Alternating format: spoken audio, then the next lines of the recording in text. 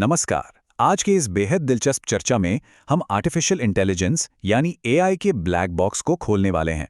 बाहर से ये तकनीक किसी जादू जैसी लगती है ना, लेकिन आज हम समझेंगे कि हुड के नीचे यानी अंदर से ये असल में काम कैसे करती है। सबसे बुनियादी और सबसे बड़ा सवाल यही है कि एक मशीन आखिर सीखती कैसे है।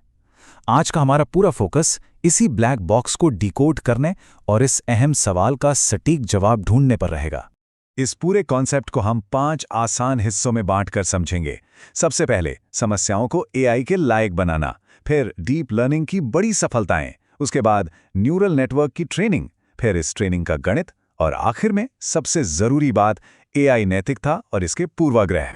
तो चलिए सबसे पहले हिस्से से शुरू करते हैं। समस्याओं को एआई के लिए कैसे बदला जाता है, जो कि मशीन लर्निंग की एकदम बुनियादी नींव है।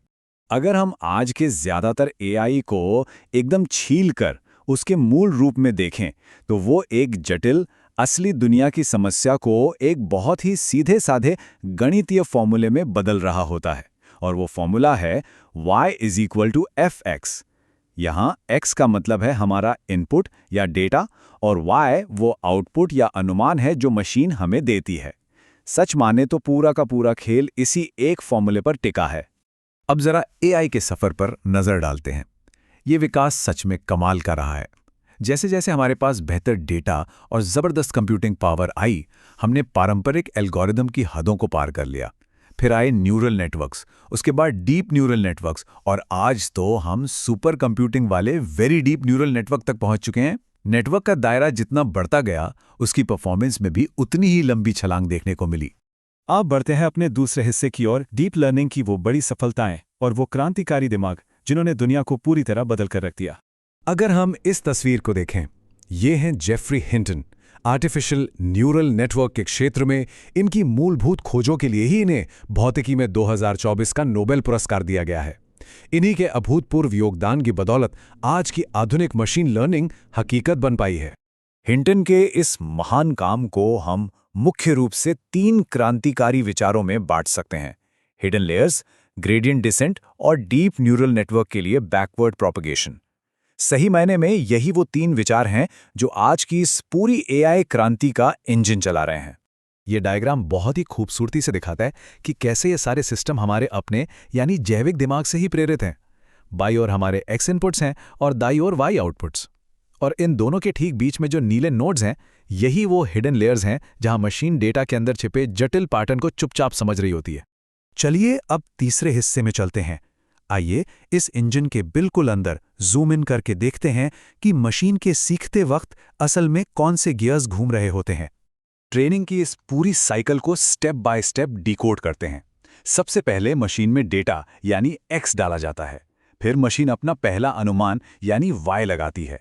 इसके बाद लॉस फंक्शन के जरिए ये नापा जाता है कि मशीन ने कितनी बड़ी गलती की है, और आखिर में ग्रेडियंट डिसेंट और बैक प्रोपगेशन के जरिए मशीन अपनी गलतियों से सीखती है और अपने वेट्स और बायसेस को अपडेट करती है।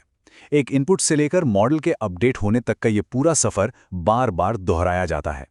अब इस ग्रेडियंट डिसेंट को ऐसे समझा जा सकता है जैसे कोई त्रुटि या एरर के एक बहुत बड़े पहाड़ से नीचे उतर रहा हो। सिस्टम का ऑप्टिमाइजर ढलान देखकर यह तय करता है कि वेट्स को किस दिशा में बदलना है। मकसद बस एक ही होता है, किसी तरह उस सबसे निचली घाटी तक पहुंचना जहां गलतियां सबसे कम हो जाएं। आगे बढ़ते हैं चौथे हिस्से की तरफ, ट्रेनिंग का गणित, लर्निंग रेट्स और लर्निंग कर्व्स। आइए इस गणितीय सिद्धांत को असल में काम करते हुए देखते हैं। बाईं ओर मॉडल के आर्किटेक्चर का पूरा ढांचा है और दाईं ओर है उसका लॉस कर्व। होता क्या है कि कुल उपलब्ध डेटा का 80% हिस्सा मॉडल को ट्रेन करने में इस्तेमाल होता है और बचा हुआ 20% हिस्सा उसे टेस्ट यानी वैलिडेट करने के लिए। ग्राफ साफ दिखा रहा है कि जैसे जैसे ट्रेनिंग आगे बढ़ रही है, मॉडल की गलतियां यानी उसका लॉस कैसे लगातार नीचे गिरता जा रहा है। अगर हम इन दोनों ग्राफ्स की तुलना करें तो बिल्कुल साफ हो जाता है कि सिर्फ एक इकलौते पैरामीटर यानी लर्निंग रेट को बदलने से मशीन की सटीकता में कितना भारी बदलाव आ जाता है। अगर लर्निंग रेट बहुत कम है, जैसा बाईं तरफ है, तो मशीन बहुत धीमे सीखती है, लेकिन सही लर्निंग रेट मिलने पर दाईं ओर वाले ग्राफ की तरह मशीन बहुत तेजी से सटीकता की ऊंचाइयों तक पहुंच जाती है। और अब हम अपने आखिरी और शायद सबसे महत्वपूर्ण हिस्से पे पहुंच गए हैं, एआई नैतिकता और पूर्वाग्रह। अब हम ये देखेंगे कि जब ये गणितीय मॉडल हमारी इंसानी दुनिया के संपर्क में आते हैं तो असल में क्या होता है। नेचुरल लैंग्वेज प्रोसेसिंग यानी एनएलपी के इस बुनियादी उदाहरण पर नजर डालते हैं। इससे साफ हो जाता है कि हमारे शब्दों को संख्यात्मक वेट्स यानी नंबर्स में कैसे बदला जाता है। जैसे अच्छा या उत्कृष्ट को ऊंचे नंबर दिए जाते हैं और बुरा या भयानक को नेगेटिव नंबर। लेकिन ध्यान देने वाली बात यह है कि इसी गणितीय ट्रांसलेशन के दौरान ही इंसानों के अपने पूर्वाग्रह या बायसेस मॉडल के अंदर एनकोड हो सकते हैं। एक बार ट्रेनिंग पूरी हो जाए तो एल्गोरिथम पूरी तरह से एक ब्लैक बॉक्स बन जाता है। उसके बाद चाहे चैट जीपीटी जैसे स्मार्ट चैटबॉट्स हों, शेयर बाजार के ट्रेडिंग एल्गोरिथम्स हों, बिना ड्राइवर वाली गाड़ियां हों या फिर फ्रॉड रोकने वाले सिस्टम, ये सभी अलग अलग काम इसी ब्लैक बॉक्स वाले दायरे में आकर ही अंजाम दिए जाते हैं। तो अंत में सोचने वाली बात यह है कि अगर सारा का सारा एआई बुनियादी तौर पर सिर्फ y = f(x) के सीधे साधे गणितीय अनुवाद पर ही काम करता है, तो तब क्या होगा जब ये बेजान गणित हमारी भाषा और हमारे ही डेटा से इंसानी पूर्वाग्रहों को सीख लेगा? क्या हम एक ऐसी मशीन बना रहे हैं जो हमारी ही खामियों की नकल कर रही है? यह एक ऐसा गहरा सवाल है जो इस तकनीक के असली खतरों को उजागर करता है। और इसी विचार के साथ आज की हमारी ये चर्चा यहीं खत्म होती है। उम्मीद है कि एआई के इस ब्लैक बॉक्स के अंदर की दुनिया अब काफी हद तक साफ हो गई होगी।